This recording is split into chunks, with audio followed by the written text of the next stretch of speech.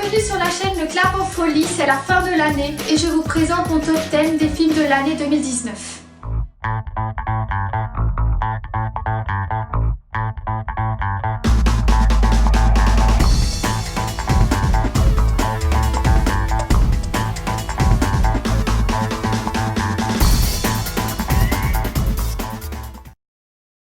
Réalisé par Tate Taylor. Un bon thriller porté par une Octavia Spencer très juste. On sent tout de suite que quelque chose ne tourne pas rond chez elle, surtout quand elle essaie de se lier d'amitié avec une bande d'adolescents et qu'elle leur propose d'organiser des fêtes dans son sous-sol. Le personnage de Ma est très bien développé. Le scénario est bien ficelé. La première partie du film aurait pu être toutefois raccourcie car il ne se passe pas grand chose pour donner plus de rythme au film. Le Chardonneret réalisé par John Crowley, une très belle adaptation du roman du même nom écrit par Donna Tartt. Le spectateur suit Théo, obligé de se débrouiller tout seul après la mort de sa maman, décédée dans un attentat. Le réalisateur a su garder uniquement les moments importants du livre et signe un film poignant, porté par des acteurs fabuleux. Je vous conseille également de lire le livre pour plus de détails.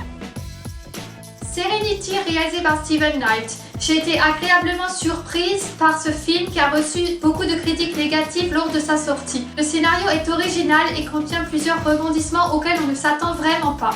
La deuxième partie du film est toutefois moins maîtrisée et plus floue pour le spectateur qui se pose beaucoup de questions, mais la fin répond aux interrogations et est très bien trouvée.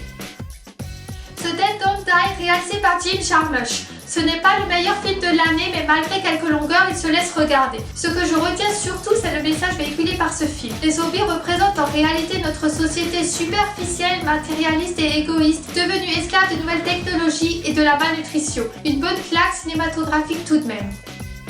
Les Hirondelles de Kaboul, réalisé par Zabou Breitman et Eléa Gobé-Mevelec. Un film poignant et révoltant qui nous plonge dès les premières minutes dans l'horreur que vivent les personnages, oppressés par les lois extrémistes de leur pays et par la police religieuse qui leur enlève toute liberté. L'animation est très bien faite. Ce film m'a vraiment donné envie de lire le livre.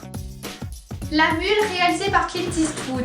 Un film porté par Clint Eastwood affaibli mais très juste et très touchant dans le rôle de ce vieil homme qui se retrouve à transporter de la drogue par hasard. On a peur qu'il se fasse arrêter par la police à chaque fois qu'il transporte une livraison. Les paysages sont magnifiques et nous font voyager à travers notre écran. C'est un des films qui m'a le plus marqué cette année.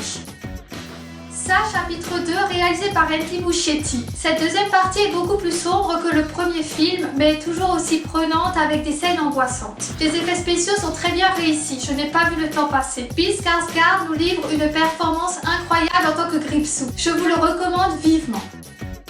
À couteau tiré, réalisé par Rian Johnson. Film vraiment génial qui nous tient en haleine tout le long grâce à un scénario très bien écrit.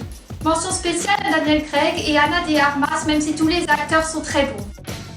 Once Upon a Time in Hollywood, réalisé par Quentin Tarantino. Un véritable chef-d'œuvre. J'ai été bluffée par les performances de Brad Pitt et de Leonardo DiCaprio qui étaient époustouflants. Les décors et la musique sont magnifiques. J'ai été également émerveillée devant les séquences où l'on voit Rick Dalton, alias Leonardo DiCaprio, dans les studios en train de tourner ses scènes. On sent que Quentin Tarantino ainsi que les acteurs ont pris plaisir à tourner ce film. La légende de Klaus, réalisée par Sergio Pablos. Un très beau conte de Noël sur l'origine de cette fête telle que nous la connaissons. On ne s'ennuie pas devant ce film qui nous fait passer du rire aux larmes en une seconde. Les personnages sont très attachants, l'animation est très bien faite, la musique est magnifique. Pour moi, c'est la meilleure découverte de cette année 2019. À voir absolument.